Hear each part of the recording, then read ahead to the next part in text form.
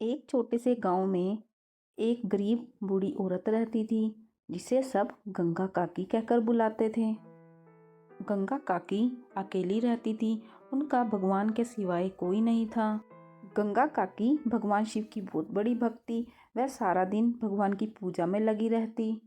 गंगा काकी बहुत बूढ़ी हो चुकी थी। उनका शरीर बहुत कमजोर हो गया था, लेकिन फिर भी वह रोज मंदिर जाती। शिवरात्रि का दिन आता है। गंगा काकी बहुत उदास हो जाती है क्योंकि उसके पास भगवान को चढ़ाने के लिए ना ही बेलपत्र थे, ना ही फल और ना ही दूध। अगर था तो सच्ची श्रद्धा और एक लोटा जल। शिवरात्रि वाले दिन गंगा काकी भी मंदिर जाती है। मंदिर जाते जाते वह मन ही मन यही सोच रही थी, आज शिवरात्रि है, सब लोग ना जाने महादेव पर क्या क्या चढ़ाएंगे, लेकिन मेरे पास उनको चढ़ाने के लिए कुछ भी नहीं है। मैं कितनी अभागन हूँ। तभी अचानक गंगा काकी की आंखों के आगे अंधेरा छा जाता है। उन्हें चक्कर आने लगते हैं और वह गिरने लगती है।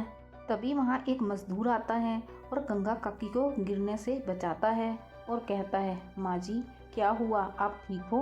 अभी गंगा काकी उदास होकर कहती है, कुछ नहीं बेटा, मैं बूढ़ी हो गई हूँ, मेरा शरीर कमजोर हो गया है, शायद इसी वजह से मुझे चक्कर आ गया।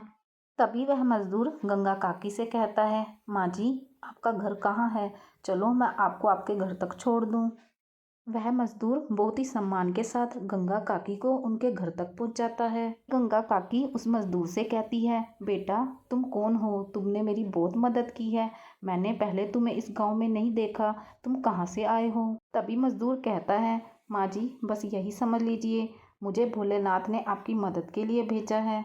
गंगा काकी उस मजदूर को कहती है, सच सच बताओ बेटा तुम कौन हो? तभी वहाँ भोलेनाथ समय प्रकट हो जाते हैं। भोलेनाथ को देखकर गंगा आश्चर्यचकित रह जाती है और उनके चरणों में गिर जाती है।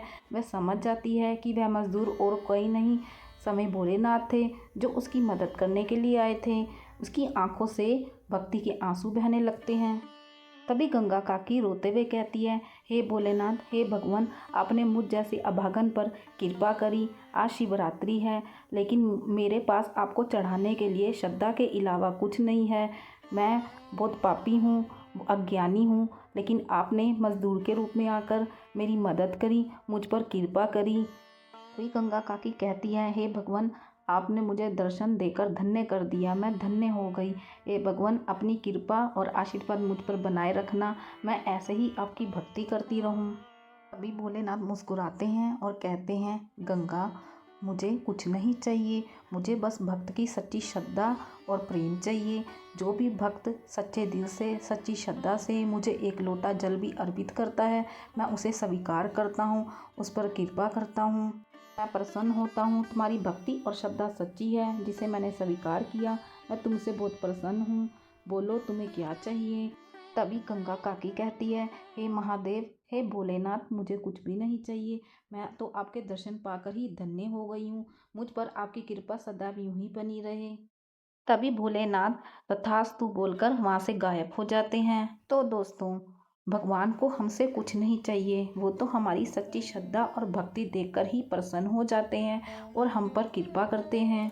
भगवान तो बस हमारा भाव देखते हैं। अगर हम सच्ची श्रद्धा से और प्रेम से उनको एक लोटा जल भी अर्पित करते हैं तो वो भी वह स्वीकार करते हैं और हम पर कृपा करते हैं। तो दोस्तों, आपको महाशिवरात्रि की हार्दिक शुभकामनाएं। हर हर महादेव।